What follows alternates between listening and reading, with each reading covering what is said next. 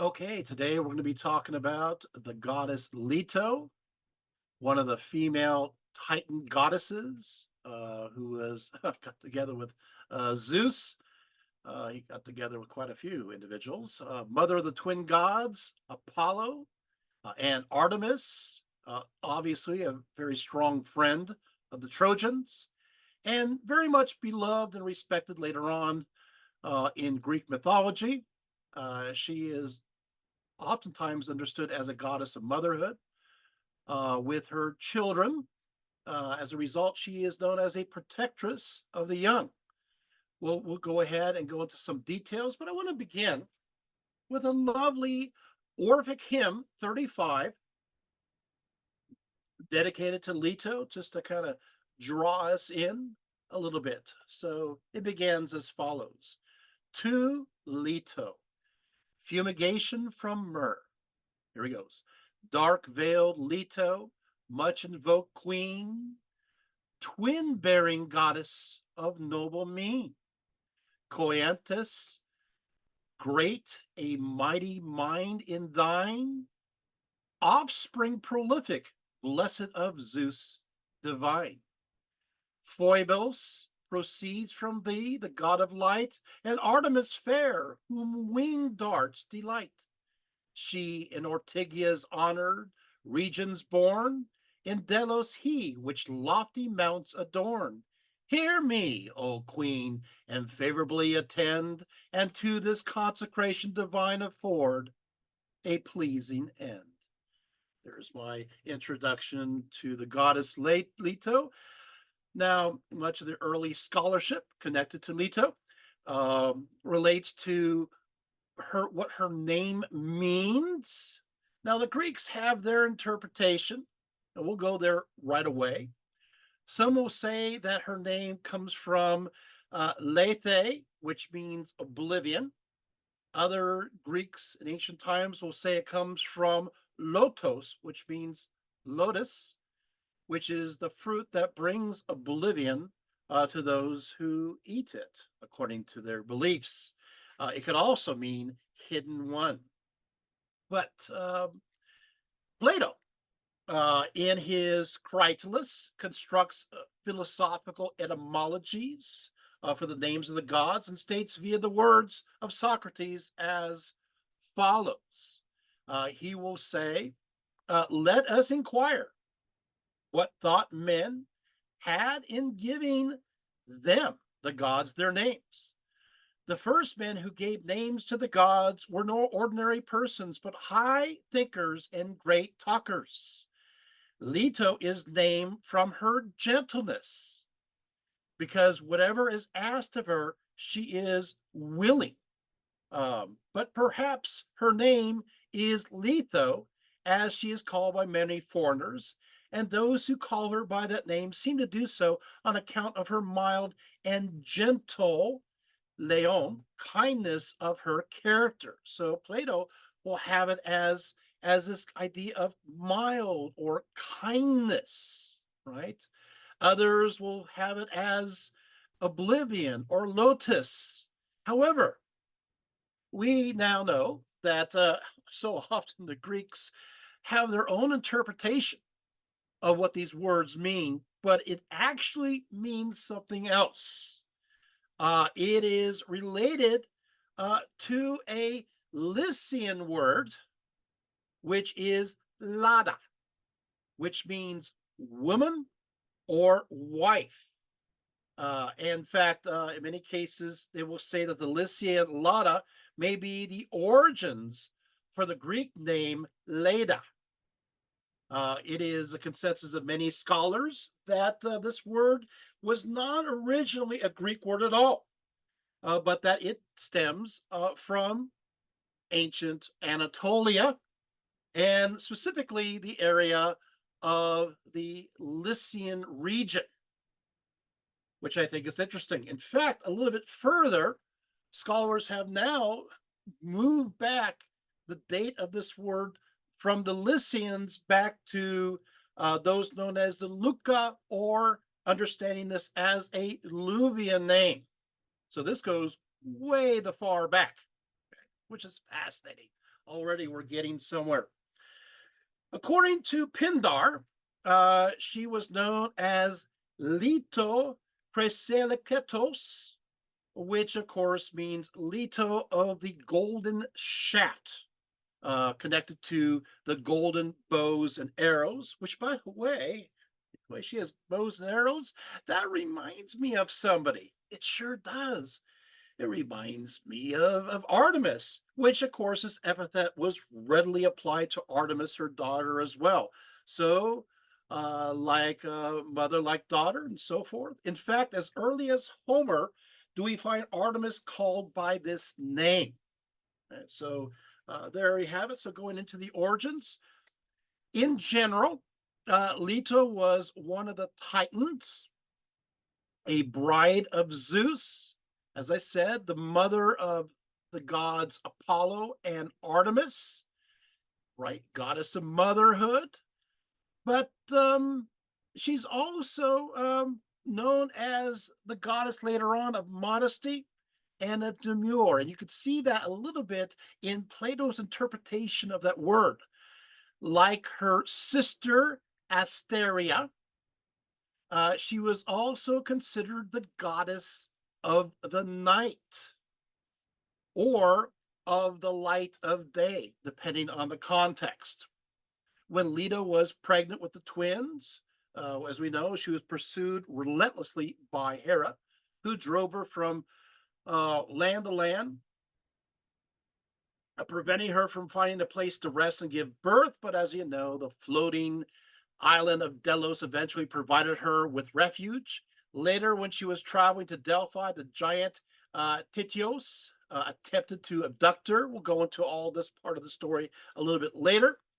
But Apollo intervened and slew her with arrows. We're going to go into some alternative perspectives of the story, just kind of giving you the lay of the land, so to speak.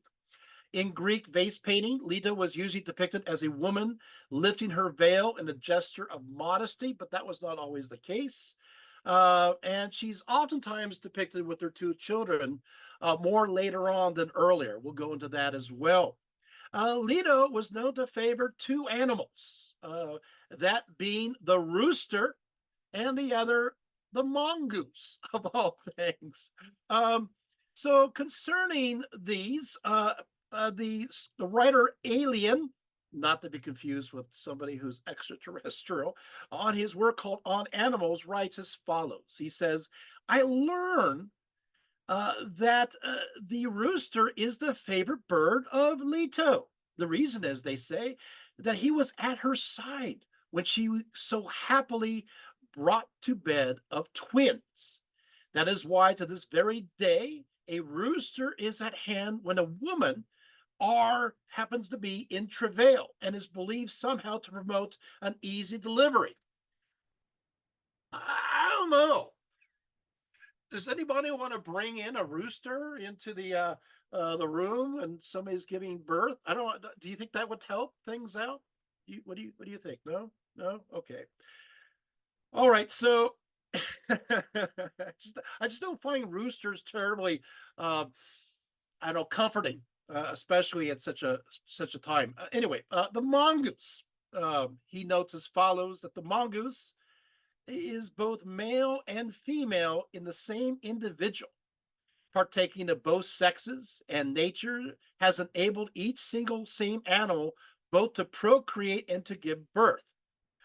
The mongoose are said to be sacred to Leto and Aletheia, and the people of Heracropolis worship them, so they say. Now, I find this interesting. I did a little research on this, and there's not a lot on it, but it does connect to an interesting topic that we'll go into later on. Is that Leto somehow kind of moves between the boundary of female and male, male and female, and they believe that the mongoose reflected this idea. Obviously, this is not, this is not very scientific. This is a realm of belief, right? I'm reporting the news, okay? So the one questions where they got this idea from, but that would be an interesting study in and of itself. But I didn't want to follow that that option. Somebody says that she's a time lord. Okay, well maybe that's what it is, right? Okay, all right. So most sources agree that Leto was born of uh, Chaos and Phoebe, including Pindar. So we have so you basically have these two. Let's talk about Phoebe. I do have an image of Phoebe, so why don't we go to the image of Phoebe real quick? So yeah, there we go. So we got Phoebe there on the right. You can see her, right? On the far left, that is actually Leto right there. So you can see that, and in the middle is of course Asteria, their sister. So you have the three there on top, which I find it interesting. This image of Phoebe is from a fresco at Herculaneum, and what Phoebe's trying to do is pacify Leto and Niobe there too. So it's fascinating. So there you go. I'll just say a little bit of Phoebe right here. She was a Titan goddess of bright intellect and was the third goddess to hold the Oracle Delphi. Her name is derived from the Greek word phobos, meaning bright, and phobio, meaning to purify. The name of Leto's mother, Phoebe, is identical to the epithet of her son, Apollo, Phoebos, right? Throughout Homer, of course, mentioned in that way. She is known as the Titan goddess of prophetic radiance, often associated with Selene, or the goddess of the moon. She, however, had never been referred to as the goddess of the moon, just connected to the prophetic aspect as well as the radiance. So I find that interesting. Of course, there is a special connection to her, to the intellect too, as I mentioned. A cyclist will mention that. Of course, today she's one of the moons of Saturn, right? And then, of course, let's go on to Koios. Let's go to the next one. Next image. Oh, wait. I like this image here. Sorry, that was Niobe in the middle. A correction there. So you got Phoebe on the right, Niobe in the middle. You can see Leto on the left of there. This just makes it more clear so you can see it better. Let's go to the next image. That's great. Koios, yes. He was one of the elder Titans, the son of Uranus. Obviously, today we say Uranus. I don't say it that way because, well, I mean, it's like in Greek, it'd be like almost like a U with an umlaut over it, which is an oo sound, which is the word for heaven in ancient Greek. So anyway, one of the sons of Uranus, as well as Gaia, which is the earth. He and his brothers were the ones who conspired against dear old dad. They laid an ambush on him as he descended down to be with Mama Earth. In fact, these four siblings happened to be watching from their posts at the corners of the world. And they suddenly rushed from those corners, those four corners, and they seized hold of him and held him fast while Kronos did the job of, well, castrating him with the sickle. In this particular myth, the brothers personified the great pillars, which we often see in various Near Eastern cosmologies, and they are holding the earth and heaven apart. Or sometimes they're the ones who are holding the whole cosmos aloft. Koios, by the way, his alternative name is Polos, which means the North Pole, which obviously says that of the four corners, he is in charge of the pillar of the north. His brothers, Hyperion, Iaptis, and Cryos, on the other hand, over the west, east, and south. Koios, as god of the axis of heaven around which the constellations all revolve, right? Because he's in the north, was probably also the god dedicated to oracles, heavenly oracles, just as his wife, Phoebe, presided over the oracles of the axis of the earth at Delphi, a role, of course, later on inherited by their grandson Apollo. So basically, the Titans were, as you know, overthrown by Zeus and his cast of characters, thrown into Tartarus. Hesiod mentions this, that this is a void located beneath the foundations of everything, where the earth, sea, and sky have their roots. Here, the Titans shift in cosmological terms from being the holders of heaven to the bearers of the entire cosmos. So there you have that. So yeah, that was great. Let's go to the next image, but I think we're done with images. Let's see, I think. Oh yeah, we'll take that one down. We'll refer to that in a few seconds. Okay.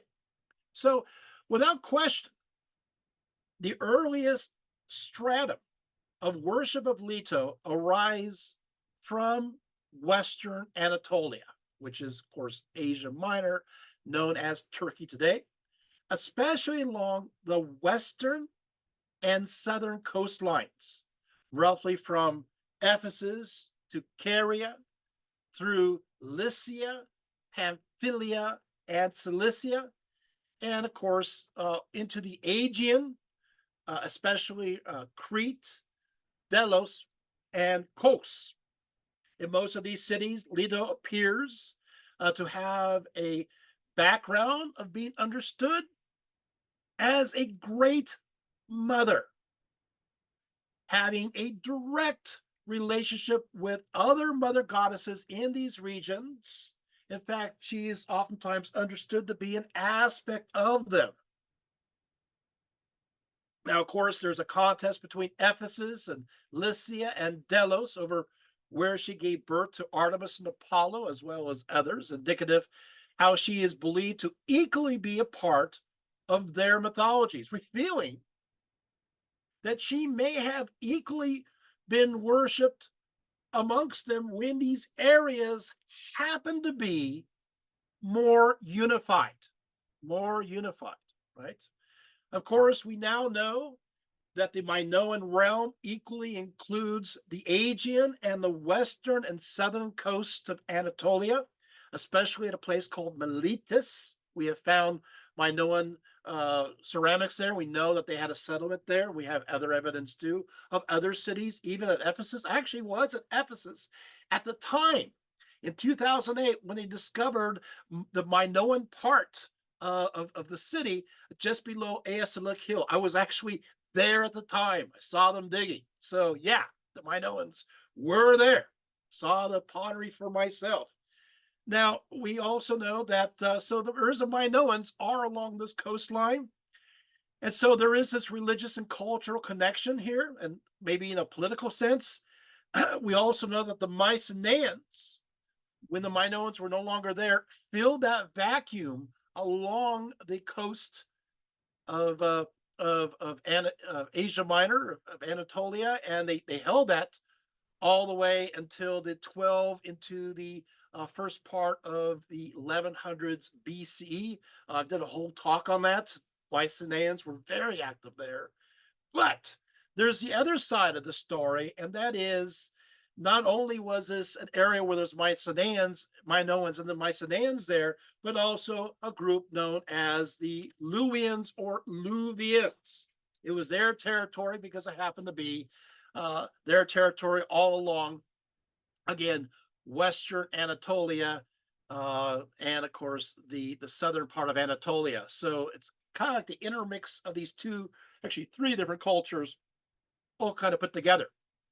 So there you have it. Yeah, behind it all, Leto's origins are not completely Indo-European. It seems to have a mixed legacy, showing that she goes way far back, way far back. Even though the Luvians are Indo-European, it looks like there's even roots going a little bit further. We'll investigate that too.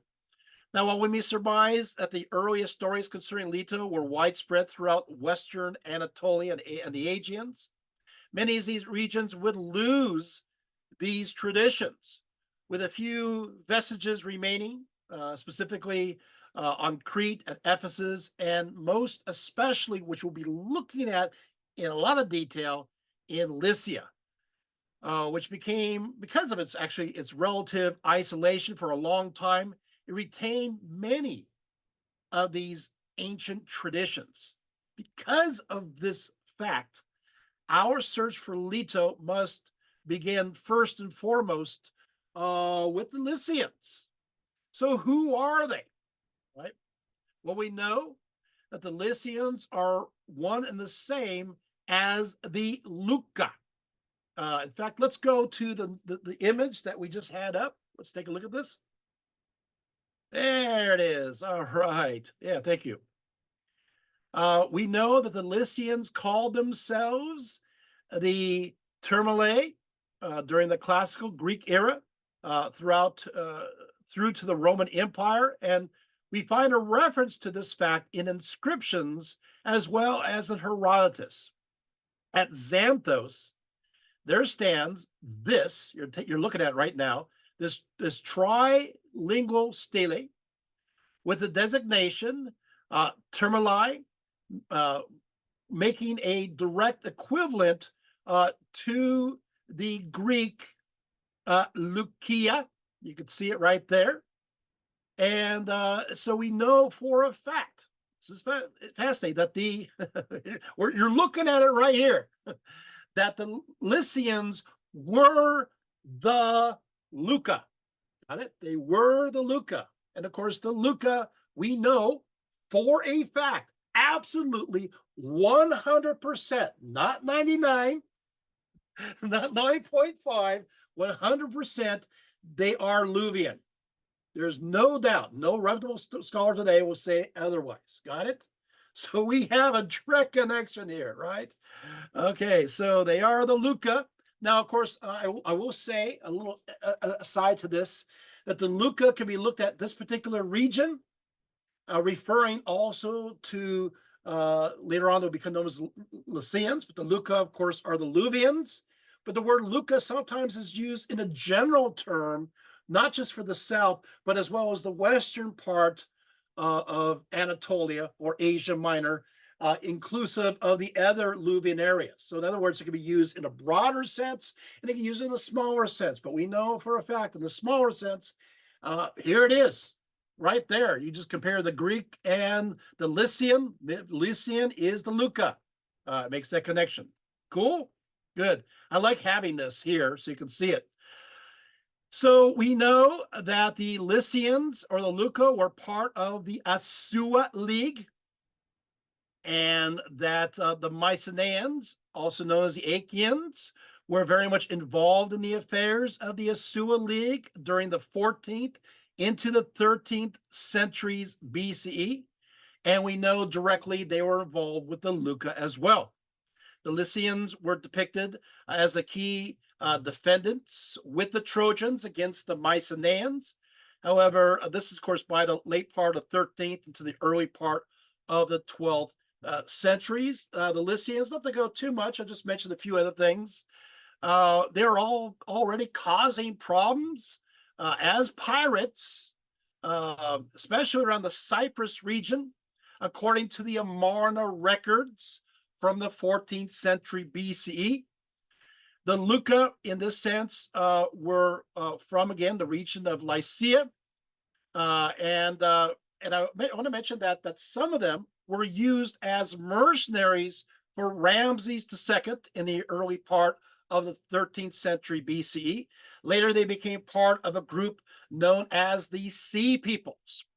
When the Hittites seized Cyprus, since Cyprus is near their locality, they seized it back. So there you have that. So yeah, so we're looking into a Lycian goddess, right? Mother goddess, right? Okay. Let's go to the next image, I believe. We will get to this image in a few seconds. We'll put it down temporarily, but we'll put that right up in a few seconds. Thank you. What was the religion of the Luca? Well, that's, or the Lycians or the Luvians, right? That's a whole nother topic. But let's just make a shorthand version of this. We know from the Iliad that they worshipped the god Apollo. So we know that. And so when Glaucus is in need, he will pray to him with the special epithet. And then, of course, when he is killed, Apollo is the one to take his body back to Lycia to receive a proper burial. This is according to the Iliad. Another goddess that is connected to the Luvians is actually Demeter. Now we can bring that image right up again. Demeter, who was indeed the Luvian mother goddess, sometimes known as Asasara, often called, also known as Huawasarana, right? Sometimes known as the Madonna of the Luvians. By the way, the designation Asasara is found in so many Minoan ritual objects as well. And it's also found on libation tables and sacrificial vessels. It's on a statue that's Minoan, even a silver pin. In fact, a total of 16 different times. Now, 3 linear A tablets list this goddess, who is Asasara, also known as Huwasana, as Damata. Damata. Well, what is that? Well, that is Demeter, and you're taking a look at that right now in linear B. Now, of course, linear A in this case. Sorry, we have only 1,400 Minoan inscribed clay tablets fragments so far, revealing 78 hieroglyphic signs forming about 1,025 words. The good news is that 15 of these Minoan hieroglyphic signs and 45 of these words can be read because they have Luvian counterparts. But we know this word, of course, then goes into Mycenaean. Okay, so we can put this down now. Thank you. The connections between the Luca goddess Ani, Mahahani, and Mata is also apparent. During the Bronze Age, Ani, Mahahani, was specifically called Anis Masanasis in Luvian, which translates as mother of the gods. Right? So also she is known as Ani Wahi Abiai, which means she is the mother of the sanctuary. She is always referred to as one and the same as Leto in later inscriptions. Oh, I know you want documentation. Trevor Bryce, one of the foremost Luvian scholars, as well as Jan Zal, in the Lycians and literary and epigraphic sources. And I'll even give you the page number 174. It's that. Sorry. Anyway, and so we can directly connect the Luvian Ani Mahani with Leto, derived from the word Lada, which I said before is the Lycian word for woman or wife. In this sense, Leto is both mother and possibly wife. But whose wife? Traditionally, Zeus, who is the most definitely not her husband, impregnated her. But according to Lycian inscriptions, there's a drum roll playing, I think. The male deity that finds close associations to her, other than her children, Artemis and Apollo, is almost always Poseidon. Yes, we are going on our own Poseidon adventure here. So we know, of course, Poseidon was the supreme god of the Minoans, right? So let's go a little deeper. So now Poseidon, while he was understood as the god of the sea by the archaic era of Greece, We know from Minoan and Mycenaean sources that he was actually worshipped as one powerful deity over three aspects. He was in charge of the sky, he was in charge of the earth, inclusive of the sea, and he was in charge of the underworld.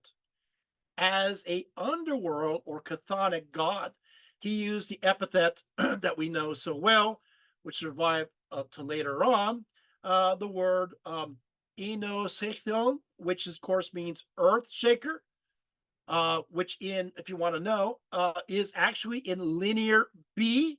And of course, I'll go ahead and give you the name in linear B. His name is Enesidione, speaking some very ancient Greek. And of course, as we know, the word Poseidon means husband or lord from the Greek posis, right? Posis from potus, and another element, of course, that's lord or husband. And then the other part, so that's the post part. And the iden part, excuse me, we know comes from the word earth. You got da,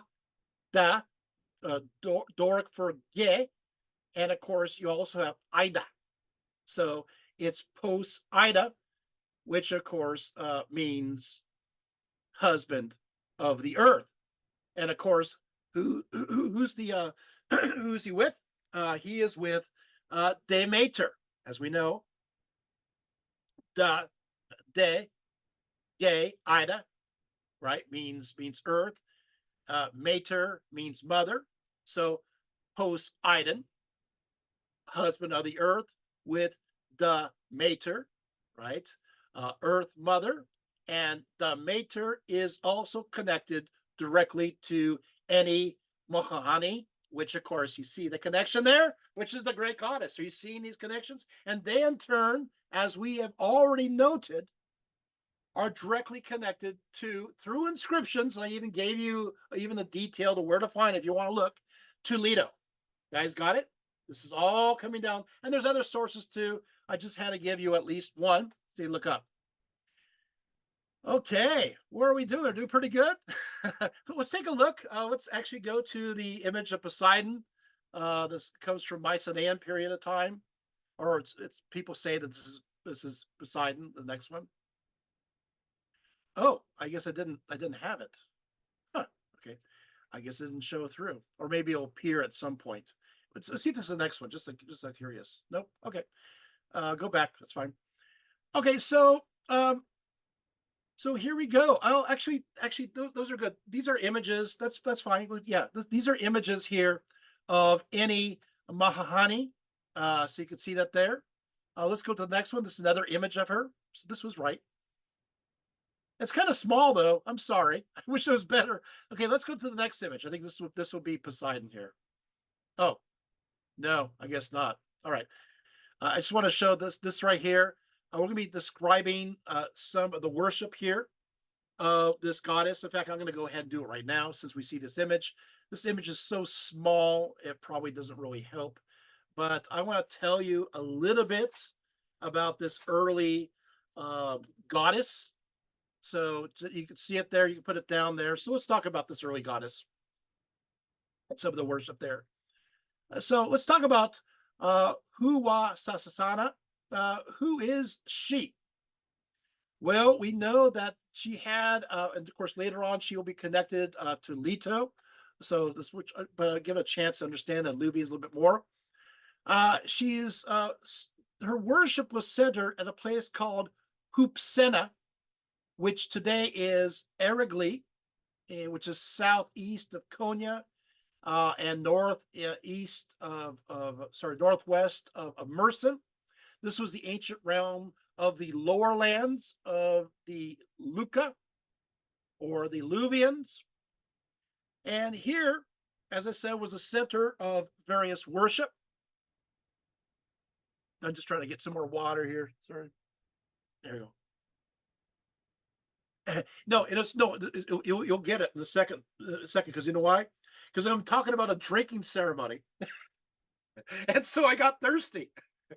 That's like, okay, let's talk about this drinking ceremony. Okay, so here we go. So uh, let's talk about this. Okay, so there was a drinking ceremony, and I have the inscription right here. What they're supposed to be doing for this drinking ceremony to Huasasana. It goes as follows. It says, quote, they clean, then they drink the holy with wine. For the first time, they drink Husaswana's Leto while seated. The singer sings, the singer recites. Then they drink to Muli while seated. The singer sings, the singer recites. But then they drink Husasana's inner soul. Inner soul, interesting. While seated, the singer sings, the singer recites. After that, unquote, after that, various breads are brought and distributed amongst those known as the Alhutra priestesses. They're known as the lords of the goddess. Then it's passed to the temple functionaries.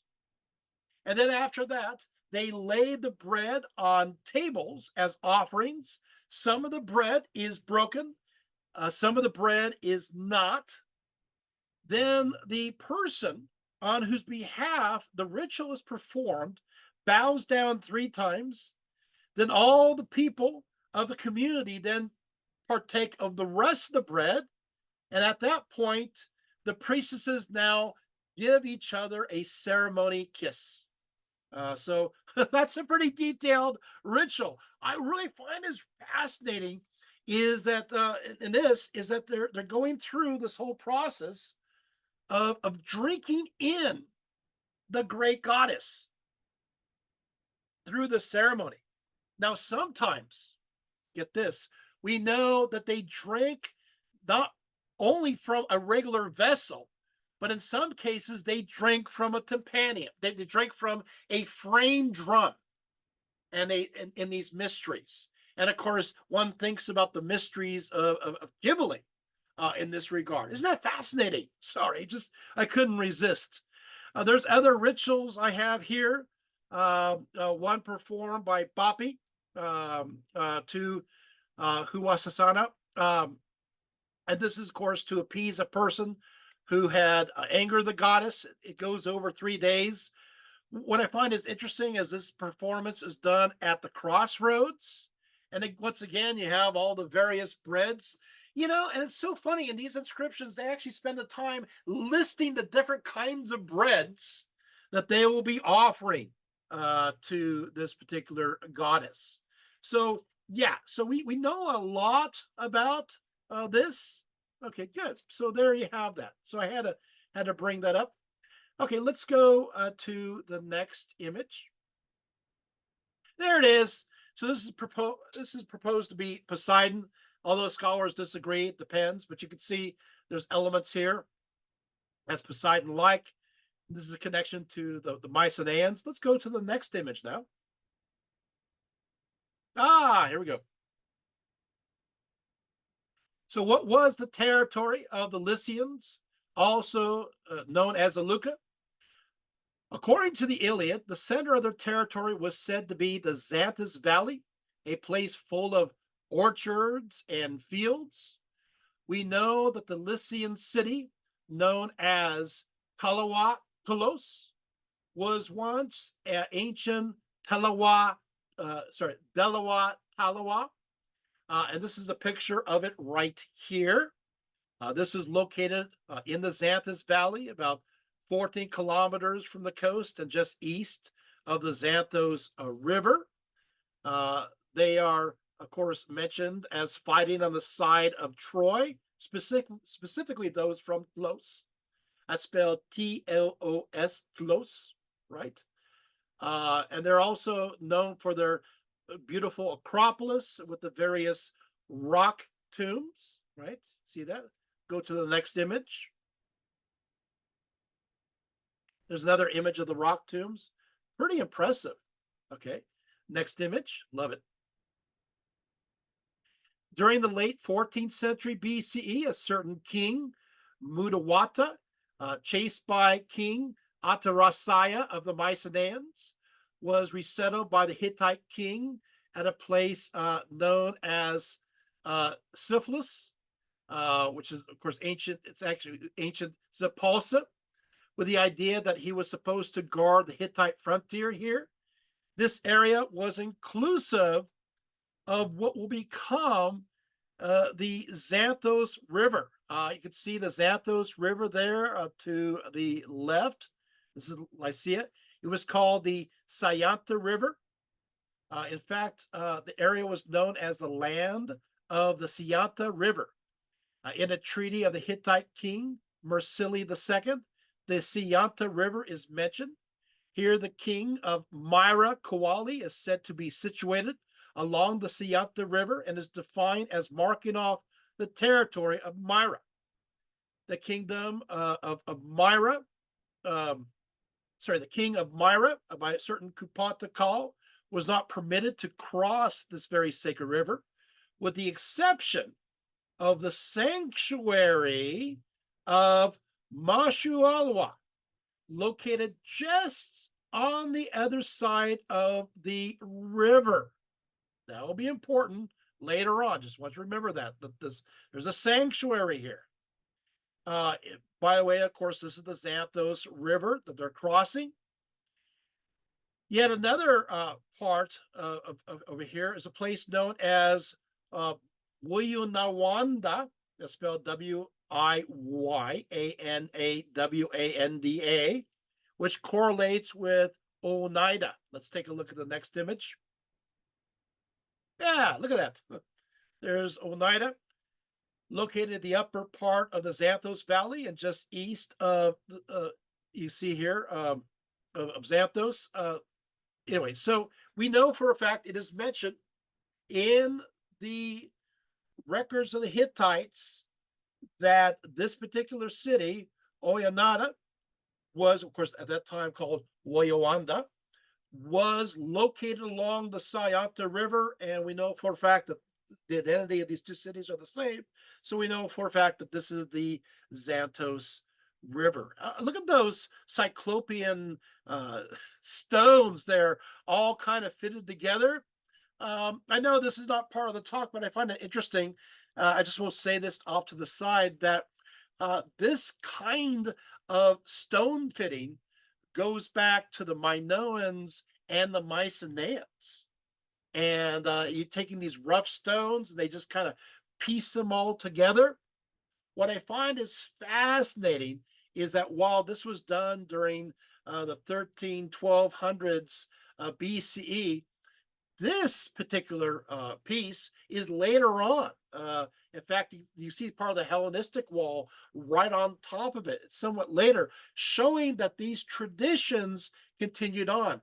In fact, as another freebie onto the side, I will say that the Mycenaeans mentioned that they brought over Luvians to help build their cities. And so we are discovering that the architecture and the stone fitting that was that we take for granted, that was part of the Aegean civilization of the Minoans and Mycenaeans, actually had a Luvian influence, and that Luvian influence continued long after the fall of the Minoans and Mycenaeans and into the modern period of Lycia during the Archaic era, where this happens to date.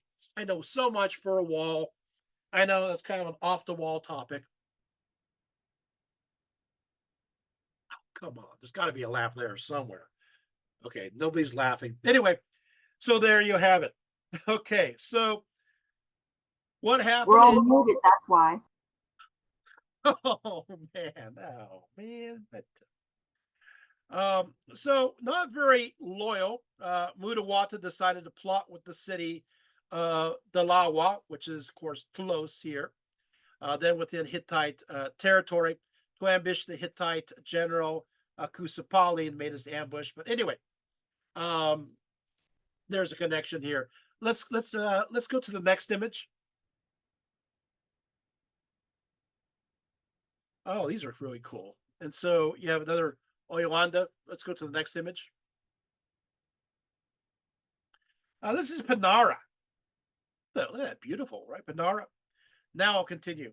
So what happens is, according to a hieroglyphic inscription, the Hittite king Tulahiya the fourth, who reigned from 1237 to 1209, attacked the Luka land. Uh, Wiyawanda, or of course Onanda, which we just talked about, and the town of Pina, as well as Awarna, are part of his southwestern campaigns. Pina, as seen here, can be identified as Panara. Don't think of the bread. I know I'm getting hungry now. Located about 29 kilometers from the sea and west of the Xanthos River. You can see here there's ancient tombs, of course, rock. There's also ancient temples here. It's also known for Cyclopean masonry, by the way, and which is typical of the Mycenaeans. Let's go to the next image. Oh, there's another example of the tomb there. That's pretty cool. Next one. And of course, as for the city of Arwana, this city can be identified as the Iron Age Lycian fortress known as Arnana Arena, which later would become known as Xanthos. Unfortunately, uh, much of the Bronze Age level of the lower citadel is badly eroded, and so it's difficult to determine exactly what happened. In fact, the great city was burned to the ground sometime between 475 to 450 BCE, and there's a very thick layer of ashes here. So now, next to it, there was a sacred site next to Xanthos. Here we go. That eventually evolved into the holy sacred place dedicated to the goddess Leto. This was once known as the Sanctuary of Mashuawa, Mash, like mash, right? Uilua. You gotta love these Hittite Luvian names, right? You mean it's just not so, just making up like mashed potatoes? No, that's how these words sound like. Let's bring back ancient Luvian, huh? Anybody? Okay. So this is the ancient sanctuary. Not this, but then we'll go to the next image. So this is Xanthos, which is kind of the mother city, which is pretty impressive. You know? But nearby is a place that was never a city. It was only a sacred site. First, of course, to the Luvians, and then, of course, to the Lycians, and then, of course, later on, obviously, to the Greeks and Romans. So let's go to the next image. Okay, let's talk about this. This image. This image is connected to the goddess Eni Mahani. Now you want to know how this is spelled, so I'm going to do it for you. You're going to sound like saying something in Hawaiian, right? So it's Eni, and it's Mahanahi.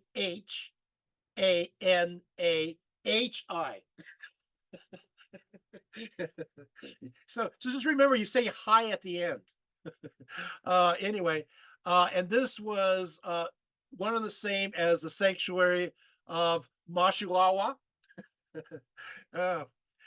mentioned in the late 14th century BC. So during the Bronze Age, this goddess was also called Anis Masanasis, which we heard already before. Remember this, right? In Luvian, which now is understood to translate, as I said before, the mother of gods. Now, by the 4th century BCE, the Lycian mother goddess was understood to be Leto. We know this again through the inscriptions. So the sanctuary of Mashilawa is the same as the sanctuary of Letun. You see the word here, the word Leto in that, Letoon. And an image of Eni has been found, discovered at Letun. You're looking at it right here. This is at the Museum of Fete, which offers, by the way, officially the following description. This statue was from the Archaic period, 7th century BCE, was left half finished. The grooves on the statue may be due to natural causes, rain, discovered in the vicinity of Faethe. And I have been to Faethe, so welcome, you know. Uh, we know that it was discovered at Latoon. It was laying, by the way, on a thorn hedge near the theater. George Bean, who is very famous for his travels in the area, uh, very well known Lycian archaeologist, was the one who discovered it for himself. And he said it was unfinished and perhaps it was a student's exercise. I don't know. I think it's pretty good. Fare Ezek, a lecturer at Acadenzi University in Italia, and the head of excavation of Patara, believes that the statue is an idol of the ancient goddess herself, Eni Mahani, right? It is comparable to many other anthropological Anatolian statues of the same period of time.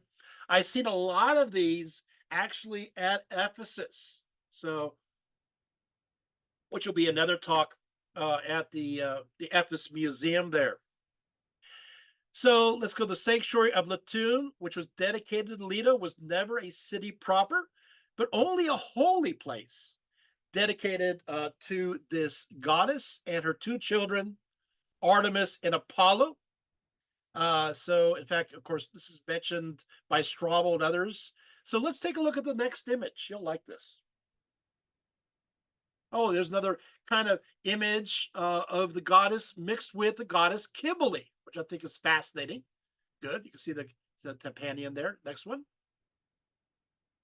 And oh, yeah, this is an image of Artemis. I like this, found at the same area. You see the coin there, and you see what's left of the Artemis. She's missing part of her nose there. This is also from Latoon and from the local museum at the site. Go to the next image. There we go. Okay, so this is the ground plan of this place, the most sacred place. If you're into Leto, if you really want to know, go to where Leto was considered the most worshipped, most sacred throughout the ancient world. This is it. That's why we're focusing on. This is the place. Okay, this is the place to be, and we're going to delve into this in detail because this is the origins of her at her best. Okay, so as far as we know, the site of the Latoon has been occupied since the 7th century, but there's a reason why it's not earlier is because the groundwater is so high. It floods on a regular basis, and as a result, the material culture that's below that level has been severely compromised. Okay, excavations began in 1962 by a certain D.H. Metzger and then M. Christian Leroy. Here we find, as you can see, 3 temples side by side. The largest one is on the northern side, and it's identified, you can see in the chart, as number 1. This was dedicated to Leto and was of the Ionic order. It is absolutely the largest one. And has very well articulated pronouns, by the way. It's facing west towards the setting sun, as a tendency of temples in Asia Minor. For example, the Temple of Artemis is also facing the setting sun. Why is that important? Well, Greek temples, for the most part, there are a few exceptions, are facing eastward towards the rising sun, right? So, but it's the opposite in Asia Minor. You always can tell that's part of the character and the chthonic aspects as well. But that's another topic. The temple has 6 columns in the front and back, with 11 on each side, with a porch on all 4 sides, sheltered by a roof that is supported by these columns. Following the pronaos, stands, of course, the naos, which is the inner sanctum, the inner chamber, which has niches on the north and south sides, and 3 niches on the west side, most likely the central niche reserved for Leto. Let's go to the next image. Oh, look. Oh, I love this one, right? You can see the three right there. So the one on the right, that is the Temple of Leto. The one in the middle, that's the one dedicated to Artemis. And the one on the left-hand side, that's the one dedicated to Apollo. So there you have it. I think that's pretty fascinating. The one in the middle, that is the Temple of Artemis, right? And it's located there. It's smaller in size, no columns at all. In fact, I'm tempted. Let's go to the next image. I think it's really cool. Oh, okay. I like that one. That's actually the Temple of Leto again. That's beautiful. Wow. I never get tired of it. Next one. That's beautiful. Yeah. This one. This is the Temple of Artemis. There's something strange about this one. Maybe you noticed that. You see that, there's no columns at all. There is a front porch that is cut from a giant rock. There's a giant rock. It's fractured. In fact, looking at this rock, I think I have another image of it. Let's take a look at this next one. I think it's another one here. There it is. It's just a big rock. Now, the fascinating part about this is the rock was originally in that place. It was not moved. So they built the temple around it and it occupied the naos, which means that this rock was considered a sacred rock dedicated to Artemis. It's pretty huge rock. Now, some scholars have surmised that there may have been uh, something on top of it, like a gallery, and so that this rock formed the substructure of this gallery, but still demonstrates that it's sacred. We have also found inscribed here in the Lycian language the word Ertimit. Ertimit, this is from the 4th century. Ertimit, by the way, is the Lycian name for Artemis. Yeah, so it's Ertemit. Ertimit. Got it? So there you have it. And you can see, by the way, this image, you can see it's flooded quite a bit. Let's go to the next image. The next image is the Temple Apollo, right? The Doric order. It's there is, of course, something that's interesting. And go to the next image. And that is, you see here, the lyre of Apollo and the bow and quiver of Artemis in union. And some will surmise that the middle pattern is connected to Leto, bringing the two together. What I want to bring up that is hardly ever talked about, except in the most arcane of scholars, is that looks like a sun, doesn't it? That's right. And it turns out that the Hittites worshipped not just only a sun god, but a sun goddess. Yeah, so it's a sign that this idea continued with the Luvians and continued down with the Lycians, and of course all the way down. Yes, Arena. Thank you, Rihanna. Yes, great. Exactly. Isn't that fun? I just had to throw that one in there. But we keep on going. Let's go to the next image. Is this fun? Are we having fun yet? I am having fun here. Oh, I just like this arch. This is the Latoon. It was a sacred sanctuary, so they had to surround it by a thick wall. Why not? Remember, this sanctuary was separate from Xanthos. It's on its own. That will be important to understand later on when it comes to the legends of Leto. Let's go to the next image. Oh, wow. Well, um, uh, probably the next picture is really bad. Let's go to the next one anywhere. This is Oyanada. This, by the way, uh, they discovered another temple dedicated to Leto, and they they they they made it forbidden for us to see it. So it's all off limits. And so I found two photos of it. They're kind of small, but I just want you to know Oinada was also has a sacred to Leto, and I want to say a few things about it. But let's take down this really small picture of the sanctuary. They found here various inscriptions dedicated to Leto. They found a small altar that was broken in two, but they're able to put it together, and it talks about as follows. It says, uh, Oromos, son of Artemius, has made a prayer to Leto that his wife should bear a child.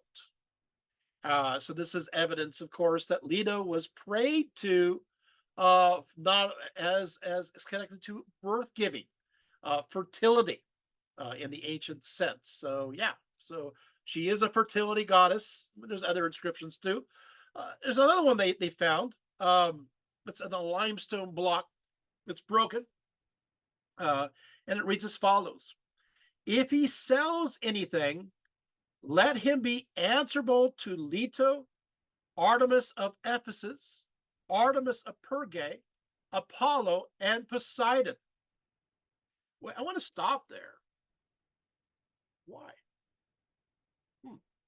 No, I mean, I don't want to stop there. I want to stop there and pause. The point is you notice the goddesses that they highlight. They're putting together Leto with Artemis of Ephesus and Artemis of Pergae. The Pergae, of course, is very much a Luvian goddess, and so is Artemis of the Ephesians. And you have Apollo, you would expect that, but Poseidon? That's what I talked about. Not Zeus. It's Poseidon, still at this time. Poseidon is seen as a top deity, occupying the father element. Isn't that fascinating? We'll see other examples. I'll keep reading though. So Leto, Artemis, Ephesus, Artemis of Pergae, Apollo, and Poseidon, except if he willingly gives something back. But if anyone takes anything by force, let him be answerable in the aforementioned gods' temple decree. So basically, if he blows it, he's got some goddesses and two gods after him. So watch out. There's other temple regulations that they have found at Oneida. I do find it's interesting the influence between Ephesus and Pergae. But again, this listing influence here. I found another here, but I don't want to keep going here. Here's one more. On a limestone stele, one says, let him be a curse to Leto and her children. The goddess released from her paramon for the sum of 180 drachmas, and let no one shut them up again by any force at all. If he does not happen in this fashion, let him be answerable to Leto and her children. So you're seeing that, wow, she is a goddess that you don't mess with, right? What is a paramon? Of course, this is a contract or obligation that binds someone to remain with another with their word and through their works as well. So it's a legal contract it's a binding one. So they're basically swearing on behalf of Leto, and if you don't follow up, you are in big trouble. Okay, so according to legend, here we go. Leto was loved by Zeus and persecuted by the jealous Hera, fleeing from the goddess's wrath. Leto fled to Patara, where she, in one version of the story, gave birth to the twins. She's getting birth to the twins in all kinds of places. So everybody wants to have Artemis and Apollo on their side. But let's talk about a version of the story. I have it right here. I have a few versions of it. The version by Antonius Libralis in his Metamorphosis. Antonius says as follows. He says that Leto, after giving birth to Apollo and Artemis on the Isle of Asteria. Now, I'm going to say it's the Isle of Asteria. In some cases, they'll call it the Isle of Ortygia. And in some cases, they will call it the island of Delos. Right? So what happened is that long and the short is that on the island of Delos went to Lycia, taking her children with her, to the baths of the Xanthos. The baths of the Xanthos. As soon as she arrived in that land, she came first upon the spring of Melite. Now, this is the lagoon, right? This is what we just saw. So it was an ancient spring, and wanted very much to bathe her children there before going on to Xanthos. So again, this is what makes the lagoon so sacred. But some herdsmen drove her away so that their cattle could drink at the spring, which is not very nice. Leto made off and left Melite. Wolves came out to meet her and, wagging their tails, led the way, guiding her to the river Xanthos. And then she drank the water and bathed the babes and consecrated the Xanthos to Apollo. That means the Xanthos River. While the land which had been called Tremellis, she renamed Lycia, which means wolf land, as in Lycon, right? From the wolves that had guided her. Then she returned to the spring. Leto's back. To inflict a penalty on the herdsmen who had driven her away. So let's go to the next image. Let's take a look at these. I think we have a picture of the herdsman. Oh yeah, well, this is great. This is the area, of course, of where the spring was. You can see it's all flooded there. Let's go to the next image. I think we have another one of the spring. Yeah, so you see this. It's so constantly today. It's kind of marshy. The lagoon gets flooded out. This is the place where this legend of the story takes place. You see that it's still causing the water to raise there. Let's go to the next one. There's a nice little, not too old a picture there. These are the herdsmen doing their best to herd her away, but she's going to herd them back. Sorry. So what happens now is that she's upset, and they were still there washing their cattle. I'm still reading. Besides the spring, Leto changed them all into frogs, whose backs and shoulders she scratched with a rough stone. Throwing them all into the spring, she made them live in water. To this day, they croak away by rivers and ponds. So this is the origin of the frogs. Yeah, let's go to the next image here. Yeah, there you go. They're becoming froggies here, right? Now, of course, this the spring that's called Melit or Melite. The root could also be the Greek word for honey, right? It also could derive more from the Luvian word for honey, which is not melit, it's mallet. You can see malate, mallet, there's a similarity. So the Lycians were more apt to connecting this with this source because it was, how do I say this? If you go to Lycia, I've been to Lycia, a lot of the water is just brackish. It's just kind of like sludgy and swampy and everything else. So the very fact that this water was clean and clear was like honey to them in its sweetness. It's like sweet water. Got it? Does that make sense? So that's probably why it got this name. So there you have it.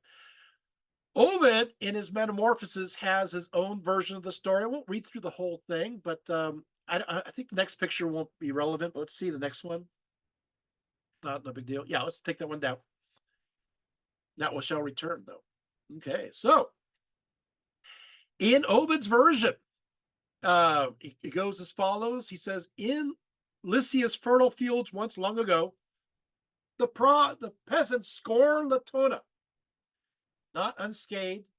It's not a thing well known. The men, of course, being low-born louts, but marvelous all the same. I saw with my own eyes, says Ovid, the lake and place famed for the miracle. For my old father, too old by then, too worn to take the road, had charged me to retrieve some special steers and given me a Lycian for a guide. With him I traveled those far pasture lands, when standing in the middle of a pond and black with ash of sacrifice, behold, an ancient altar ringed with waving reeds. I love this source from the first century describing the ancient site. Isn't that great? So he's showing a site, right? This altar ring with waving reeds. He said, my guide stood still and muttered anxiously, be gracious to me. And I muttered too, be gracious. Then I asked him if the altar was built to Pan or the Naiads or some local gods. And he gave this reply. He said, not so, my lad. No mountain god enjoys this altar. It is claimed by her, Leto, who once was the queen of heaven. Wow. Right? Right, already you see this ancient memory of her being a supreme goddess, right? You've seen this right there, still alive in the first century. He continues, Hera barred her from the world, who drifted Delos scarcely dare consent to harbor. When that island swam the sea, there leaning on a palm, Pallas, Athena's tree, Latona, in spite of Juno's or Hera's, bore her twins. From there again she fled, hugging her newborn infants, both divine. And now, he continues, in Lycia, at the Shirma's land, the flaming sun beat down upon the fields. The goddess, tired by her long toil, was parched with thirst. And of course, once again, we have the same kind of story. Some farm folk were there gathering reeds in this version. And of course, the group of yokels stopped her, and she was pretty upset by that. And she declared, live in that pool of yours, she cried, forevermore. And then, of course, it gets really poetic. Uh, and what she wished came true. They love to live in water. Sometimes all their bodies plunge within the pool's embrace. Sometimes their heads pop up. Often they swim upon the surface, often squat and rest upon the swampy bank and then jump back to the cool pond. But even now they flex their squalid tongues and squabbling, and beneath the water try to croak a watery curse. Their voice is harsh, their throats are puffed and swollen, their endless insults stretch their big mouths wide. Their loathsome heads protrude, their necks seem lost, their backs are green, their bodies biggest part, their bellies white. And in the muddy pond they leap and splash about, these newfangled frogs. Unquote. So you got the froggies. So basically, if you see a frog, they're still angry. Sorry. All right, so there you have it. In another story, the persecuted Leto is actually aided by wolves who guide her to the river, the Xanthos, where she quenches her thirst and washes her children. In memory of this occasion, of course, she changes the name of the country from Termellus to Lycia, as I mentioned before. Of course, Apollo and Artemis, as well as Leto, are known to be worshipped early on in Lycia with the Homeric hymns. We're mentioning this, obviously. So it says right here, O Lord Apollo, Lycia is yours.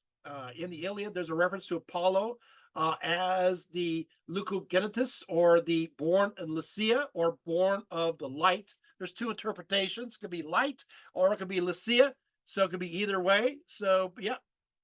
The Leto cults also existed at Halicarnassus, which is Bodrum today, Canudos, Phrygia, Caria, and Cilicia.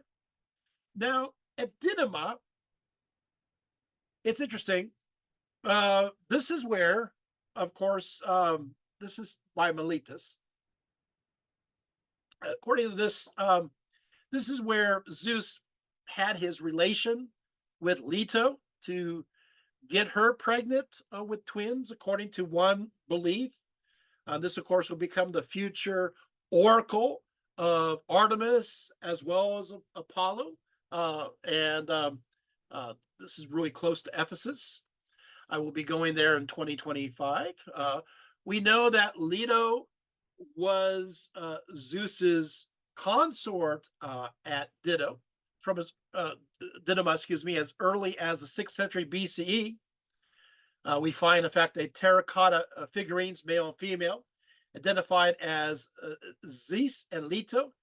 Yet they appear, here we go, they appear at an early time to be a man and a wife.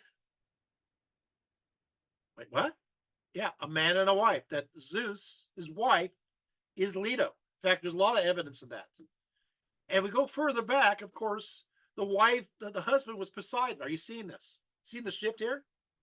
So you have Leto, whose husband is Poseidon, and then later on, when Poseidon kind of has his downward spiral, it ends up moving just to the sea, while Hades is placed down below. And with Zeus above, is like, well, I guess Zeus is going to fill in the space where Poseidon left off, and then Zeus becomes like a husband to Leto. And then, of course, it changes from there. So there is this gradual aspect. I just find that fascinating. So there you have it. Um, okay, so that was the Holy Family, right? In some cases, you see Leto along with Apollo Didymus and Artemis, and they call him Zeus Soter, and they understand this as a holy family, right? So at Ephesus, according to local Ephesian mythology, when Leto was about to give birth to Artemis and Apollo in the holy groves of Ortygia, the Curetes stationed themselves on Mount Salamissus, high above, where with the din of their arms frightened Hera out of her wits when she was jealously spying on Leto. So let's go to this image here. There it is. Yes, this is where it happened, right? This is where a special college of the Curetes held symposiums and performed certain mystic sacrifices in the Ephesian Ortygia. This is actually part of the Ortygia. This is part of the edge. Let's go to the next image. Yes, and this is part of that same hillside. The Idaean dactyls, these sprites of iron, these daemons would then have a strong connection to the Ephesian priests. Here, the Hierarchs or Sacred Herald told the story of Hera's jealousy, Leto's escape, and the twins born of her below the brow of Mount Salamissus, with the winged demigod Curetes protecting them, flapping away. At some point, either before or after the sacred tale, the Ephesian Curete priests may have reenacted the apotropaic dance of the demigod Curetes to describing the story as warding away Hera from Leto. So they actually play the demigod Curetes, right? So this dramatic reenactment were common amongst many of the Greek mysteries. For instance, at Eleusis and Samothrace. Next, the weapons dance. We can go to the next image. As referred to by Strabo, was possibly reenacted here too, intended to please Artemis enough to honor them with an epiphany. After the mysteries, sacrifices were offered to Artemis Ephesia, while the city council also made a special sacrifice in the name of the emperor for his continued protection. Banquets followed in the provided accommodations about the temple of Artemis Savior, which is located somewhere in this particular vicinity. We're actually looking towards where that temple dedicated specifically to Artemis Soteria, Artemis Savior, was located, which is to be understood as separate from the temple of Artemis. So there's the great temple of Artemis, one of the seven wonders of the ancient world, but there's one located here, and we're actually looking out over where its position would have been. The celebrations continued into the night with much drinking of wine, as well as a torch-lit procession, moving along the sacred way and going back to the Artemisian or the main temple of Artemis.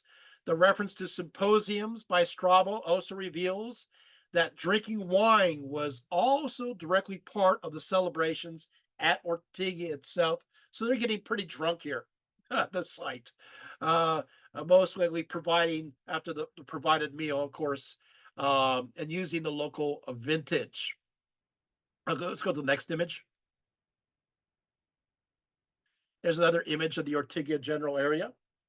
So that's where these sacred sites will be located. We'll talk more about this later, but I just kind of want you to have an idea of what it looked like. Why not? We'll just keep going to the next one. There's me at Ortygia. That's right. So they found these tombs. These tombs are of the priestesses of Artemis. So yes, let's go to the next image. Yeah, there's overlooking. Actually, I'll be talking about this in a few seconds. So we'll hold on here. This is looking out from Mount Corasis. So we're going to go there in a few seconds. But of course, Artemis is well known in mythology as living on Quail Island. Furthermore, the name for Ortygia was often believed to be derived from the Greek word for quail, ortux. Writing in the this is by Servius Honoratus, writing in the late 4th century CE. Ancient myth tells how Zeus turned Leto into a quail in order to protect her from his jealous wife Hera because of his infidelity. Figures, right? According to legend, it was at Corasis, and we're seeing that mountain right here at Corasis, where Leto was told she could safely give birth to the twins, Artemis and Apollo. And of course, the Ortygia gardens are located at its base. More curiously, according to Stephanus of Byzantium, when Artemis asked her mother, Leto, for the meaning of the word Corasis, she replied, quote, "Girl, it is your name." Why is that important? Girl, it is your name. Corasis. Emphasizing the Cora. Core. Core. Wait, core is Persephone. Ta-da! Which again makes Leto who? That's right, Demeter. Are you getting this? Are you following so far? Right?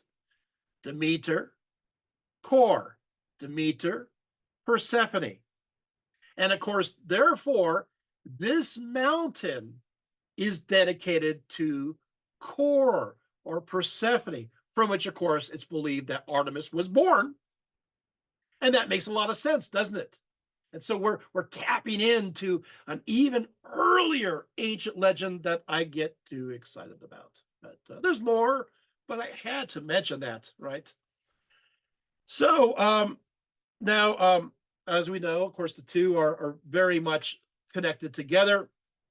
And we see this also at the Prytaneum, the kind of like the city hall Ephesus, where Leto is worshipped, but also under the designation as Demeter and Core again, and Hestia. So once again, Demeter it can be interchangeably used in many contexts, at least the Ephesian context as well as the Lycian context, with Leto, Demeter, Leto, back and forth. And we can see also now the Core Persephone connections with Artemis.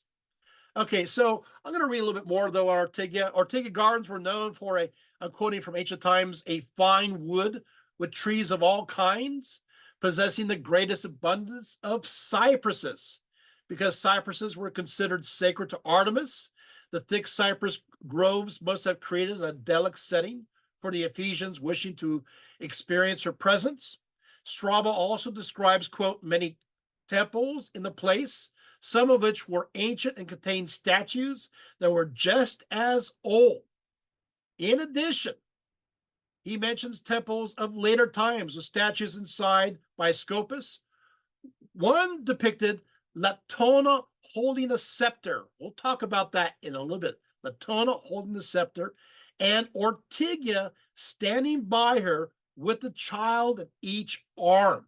Ortygia standing there with a child in each arm. Scopas, of course, he lived between 395 to 350 BCE. He's the sculptor of very important figures related to the mysteries of Artemis Ephesia. He visited Ephesus around 356 BCE. He's very famous. Let's go to the next image just for fun. I think it's just kind of a fun image. Here's me on top of Mount Cerasus. I couldn't resist. Sorry.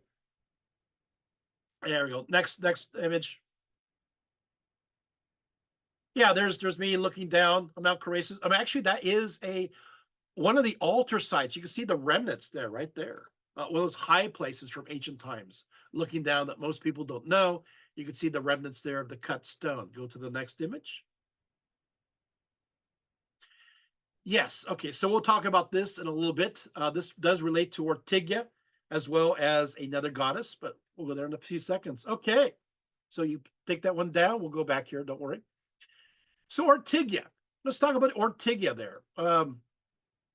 Ortygia, this Ortygia statue group appears on many coins from Ephesus, in which a woman is represented with the child in each outstretched arm, Ortygia being understood as the nurse, right? The nurse taking care of the twins for Leto.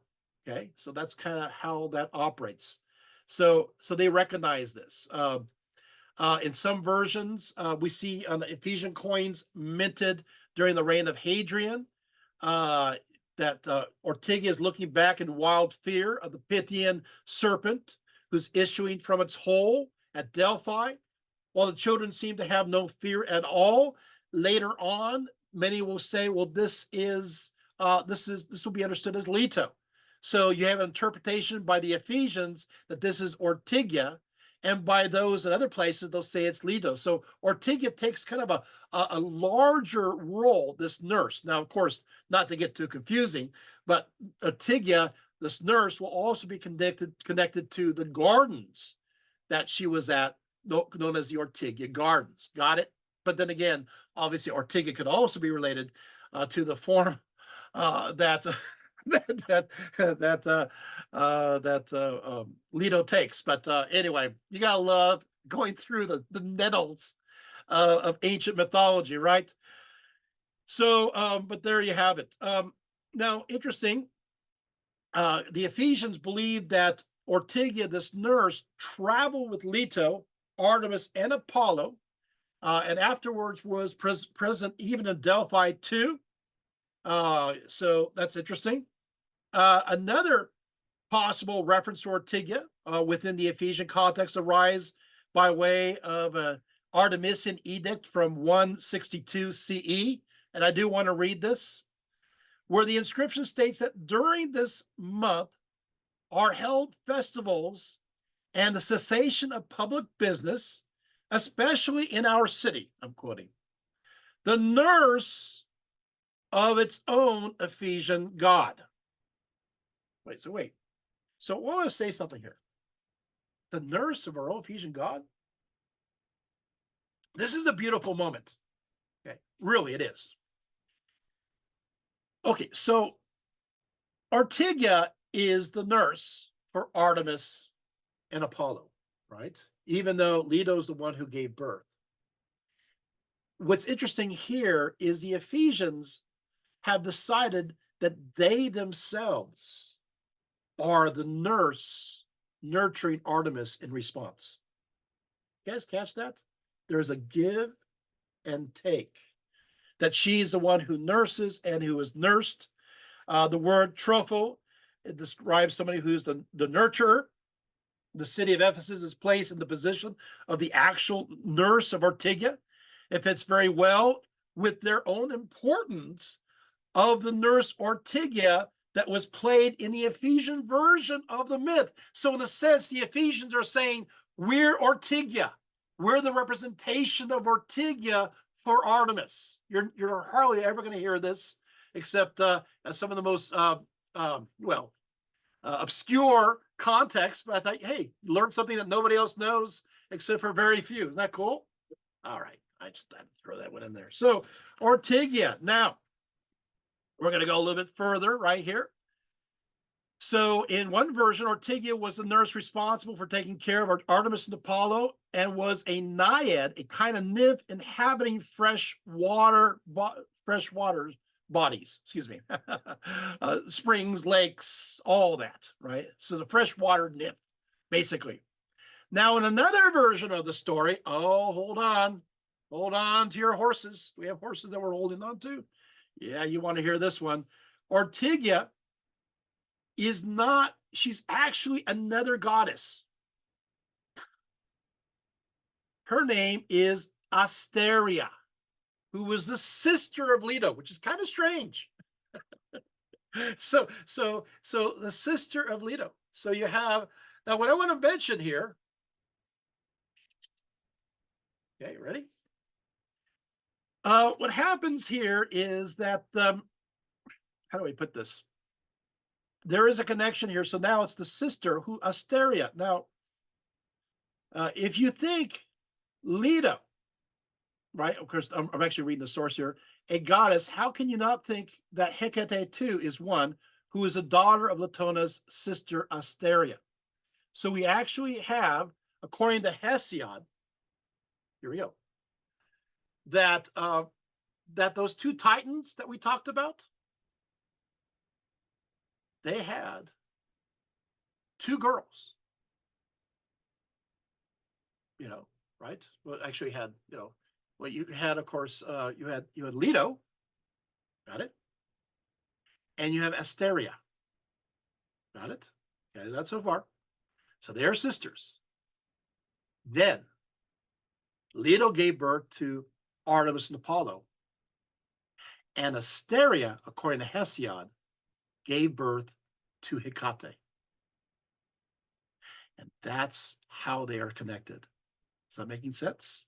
So they are directly related to another. Who said so?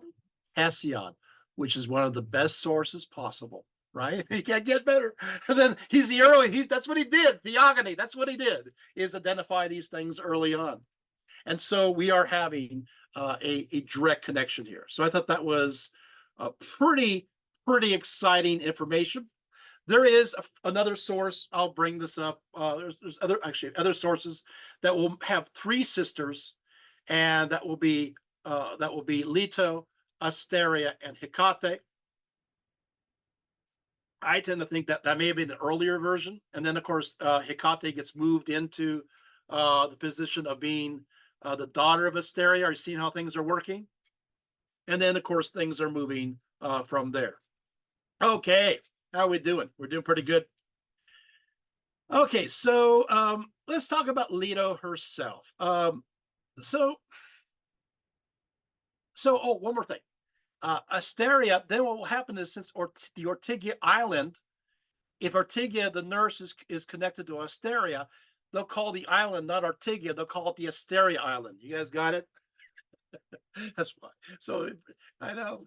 Okay, so moving right along, or maybe we're not moving, but hey, we're learning a heck of a lot, right? Let's go a little bit further. Okay, so let's talk about the image. Let's go to the next image here. Oh, by one more thing, Asteria sometimes is not a goddess. Sometimes they have her as one of the nine Amazons. But that's a whole other story. Okay, so so I want to show you this. This is Asteria. She is located on the right-hand side. So you want to see what she looks like. There she is, Asteria. Okay, and let's go to the next one. As you see, there's Asteria there. Also, she always gets stuck on the right-hand side. So there she is. I guess she's always right, huh? I gotta stop. Okay, next one. Okay. Yeah, I want to, and this is obviously a more modern image, but I want to bring this up. As for Leto herself, Scopas in the Ortygia Gardens depicts her not with Artemis and Apollo in her arms, but independently holding a scepter. Scopas therefore portrayed the goddess Leto in a position of majestic strength rather than in a more vulnerable stance typical of how she was represented in later myths. So, in the imagination or in the beliefs of those at Ephesus, she still retains a sense of grandeur, right? In general, these popular tales, obviously, that detract from her, tell that after Zeus impregnated Leto, she was cursed by Hera, never to be able to give birth on land. But fortunately, she found a floating island not tethered to the earth, and in this way, technically circumvented the magical restrictions. In addition, Hera had her chased across the earth by a giant serpent. It's not a story of strength, but the Scopus one, Leto is holding a scepter as portrayed uh, as a powerful goddess, a far more powerful ancient goddess that was worshipped all about Asia Minor and even on Crete. In fact, as I said before, Pindar calls her the Leto Chrysotoctus, right? She's also the one that has the spindle. She's always weaving and creating as the mother goddess of Anatolia. And, so she is powerful, right? And so what I think is really upsetting to me is that we have a lot of iconography. I'll show you a modern depiction. I like this image of her, but it kind of gives you an idea of power of what you have. So go to the next image. Yeah, she's powerful. She has strength, and I like that. Go to the next image. Thank you. Now, this is a great image. This is Leto fighting the giants. Yeah, she's holding a torch in each hand and she's attacking these giants that are as about to attack. This is found in the Oppius Hill in Rome. Um, she's powerful. Too bad we don't have a narrative to demonstrate that. Are you guys following me? We've lost these stories. I want to hear about Leto defeating the giants. By the way, we have stories of her running away from giants. We have a story of her being defended against them. Does that make sense? And so again, this is patriarchy, right? Taking away this powerful deity. How about the next one? Yeah, so when she's powerful. Look at her. Well, she's with her twins fighting again giants. This is at the Pergamum altar. I want to hear these tales, these stories of strength, right? But we don't get that, right? Yeah, these stories get lost because they're not popular, right? Now, let's go to the next image here. Now, this is a great image. It is. This is Leto's outfit. This is from the Roman theater at Areopolis. Yes, I've seen this one. Um, in art, Leto is still usually dressed modestly, but usually, still with a veil, and appears to be a goddess of moderation. However, that's not how we saw that with Scopus. Are you guys getting this? So she becomes more modest as time goes on. So her characteristics, of course, freely mix with Artemis of the Ephesians, because she had a veil. Later on, Artemis of the Ephesians will have a veil as well. So I think that's interesting. So there's a modesty aspect. Let's go to the next image. Yeah, this is kind of fun. There's one other little stratum. This they have found. There's a place called Leto's Village in ancient times. It was dedicated to Leto, and this is Syringa. This is 10 kilometers from Ephesus, and this is famous for its wine. It was known for its wine in ancient times, dedicated to Leto, and I think it's so cool that today you can still go to the same place and they're still serving wine.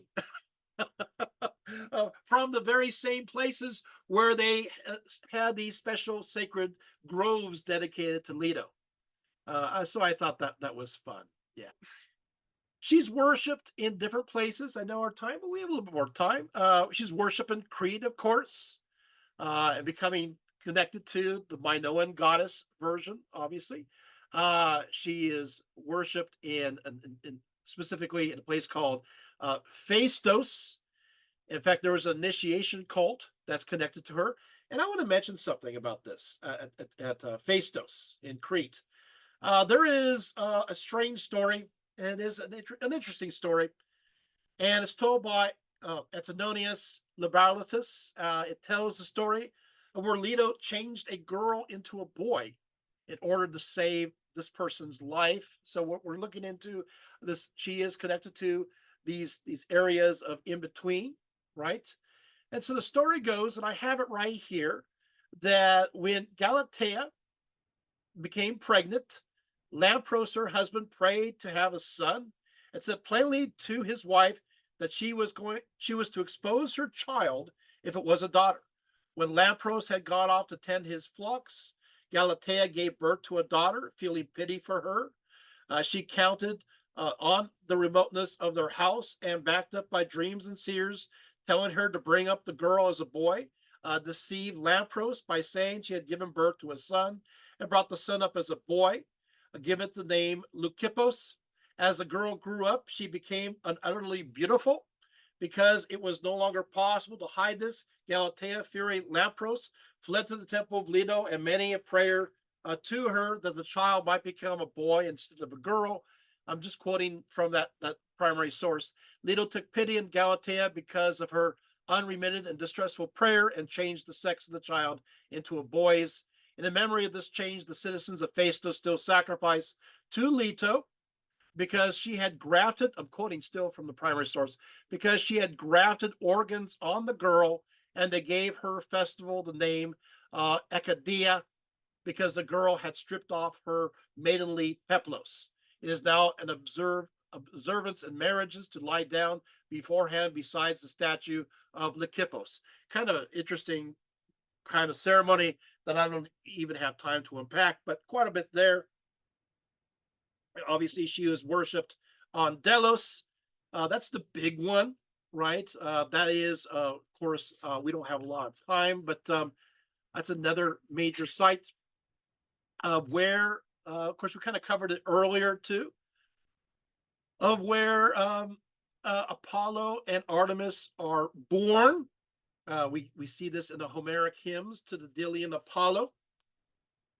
It goes as follows: as he, Apollo, goes to the house of Zeus. Let's take a look at Delos, the image there. Yeah, there's Delos right there.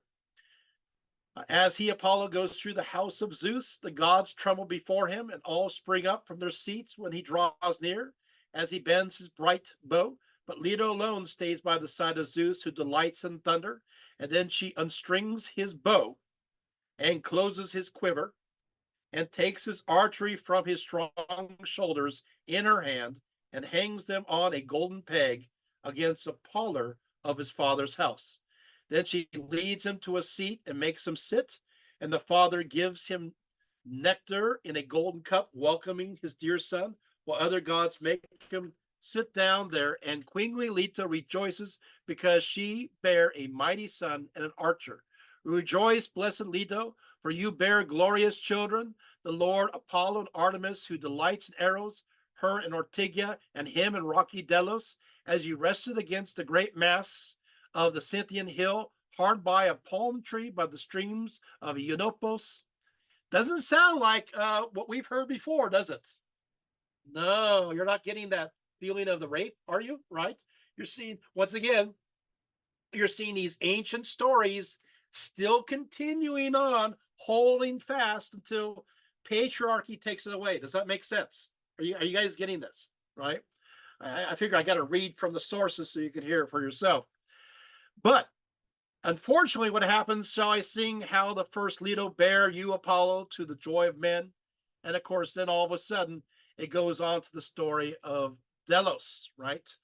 Of what happens is, as we know from Callimachus in his hymn form to Delos, is that Hera makes this curse that she cannot have the twins anywhere on land.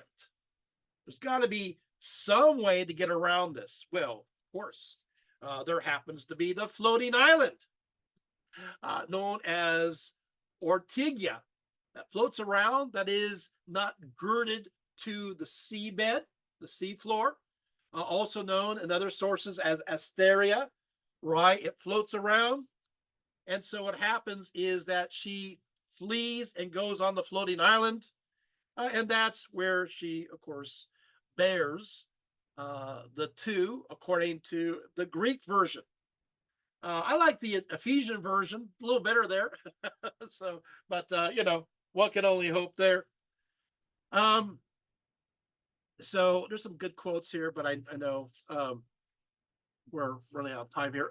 So you have these various stories. Well, she's about to give birth, by the way, but unfortunately, Aletheia, who is the goddess of childbirth at that time in this context, was being kept busy by Hera. She tried to keep her busy so that she would not have an easy delivery. And so she held the two babes in her belly for, well, 9 days. And then what happens, of course, is Iris goes forth and gets Aletheia's attention. And then as a result, the babies are born, and the goddesses, except for Hera, all celebrate. I know this is where we get to the. I'm glad I spent so much time in the earlier part of the stories. Are you guys getting this? Because later on, it just kind of gets depressing as Leto, as you can see, is slowly declining in context. You can almost track it from Lycia and going in to Ephesus, and all of a sudden it crosses over to the Greeks, and all of a sudden she's just lesser than, right? It's very, very upsetting. Okay, so oh, then of course you have the Python. Let's go to the next image. Yeah, okay, so yeah, so I get it there. Yeah, let's just keep on going. That's Aletheia right there. It's image Aletheia there. This is the Python story. Yeah, and of course now you have this Python that's chasing her around. It's not, I don't want to go into the whole Python story. It's kind of long, but she does get away. And then we have the next story. Let's go to the next image.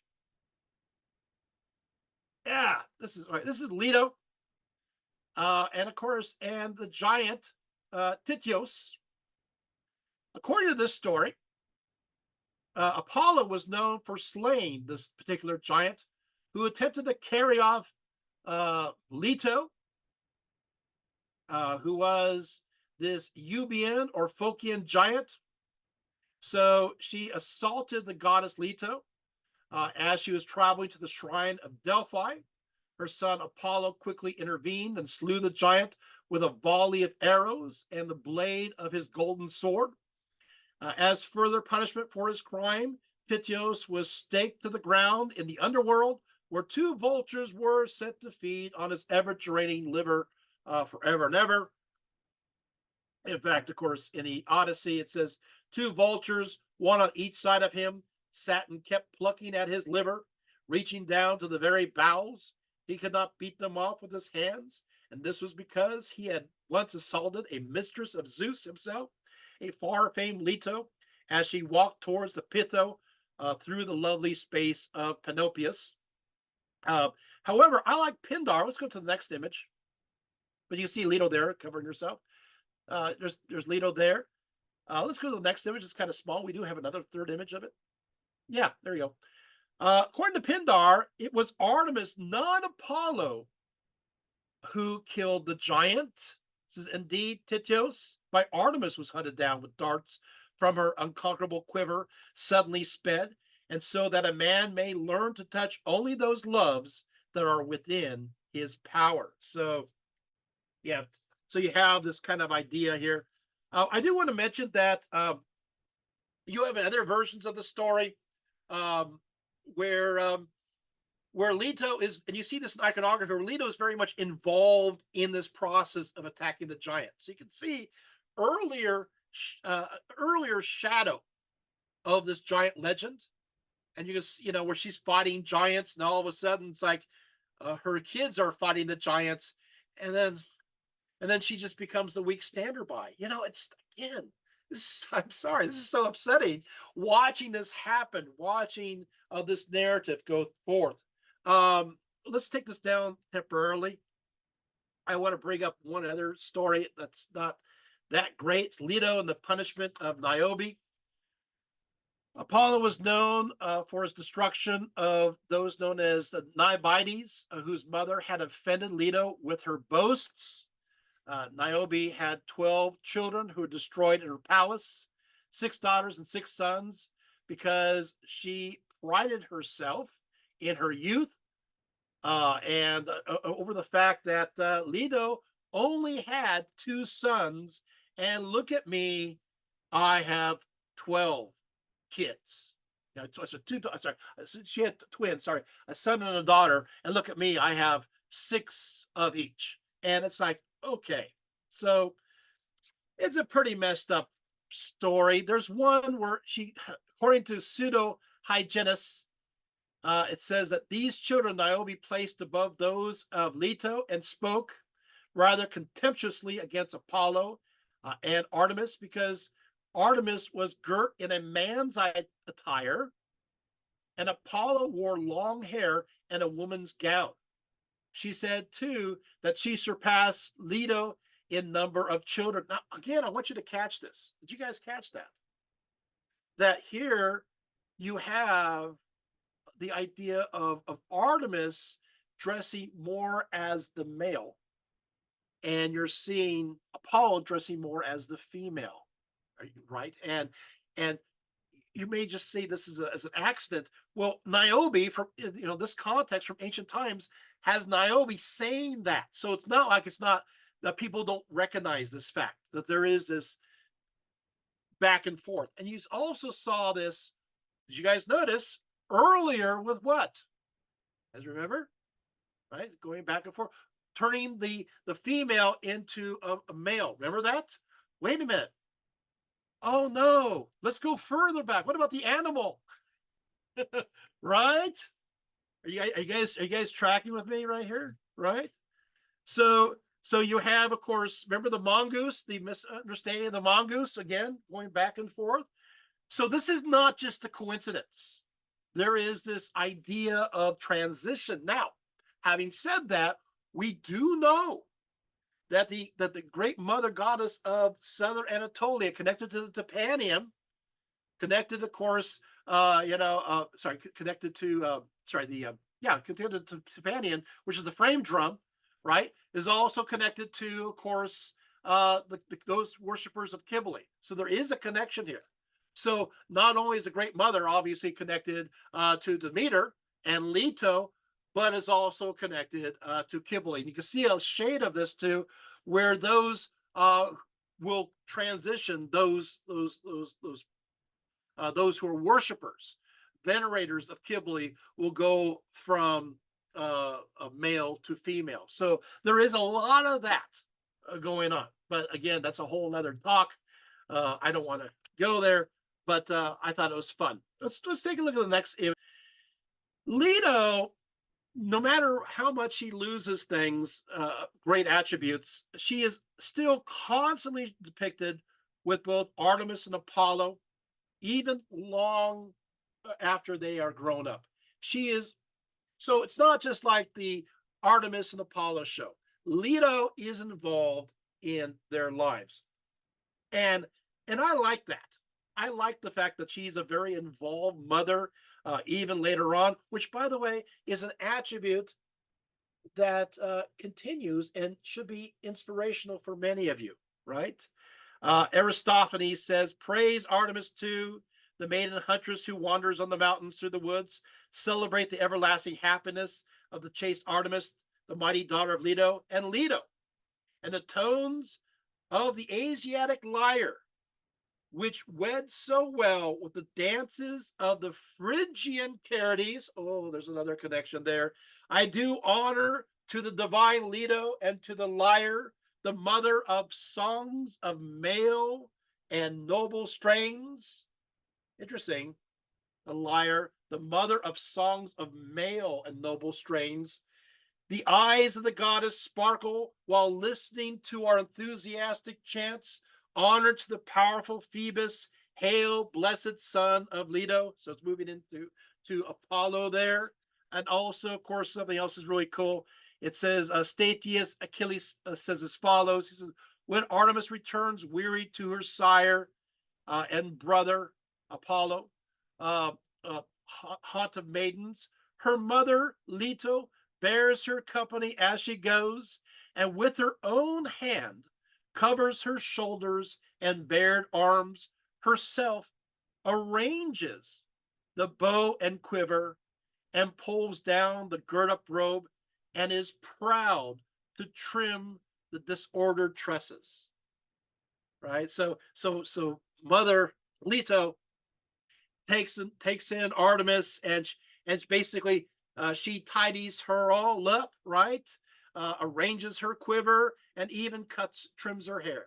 You know, an ever active mother. And I thought that's a great thing, right? So where does this lead us? Yeah, I got pages more to go, but I think this is.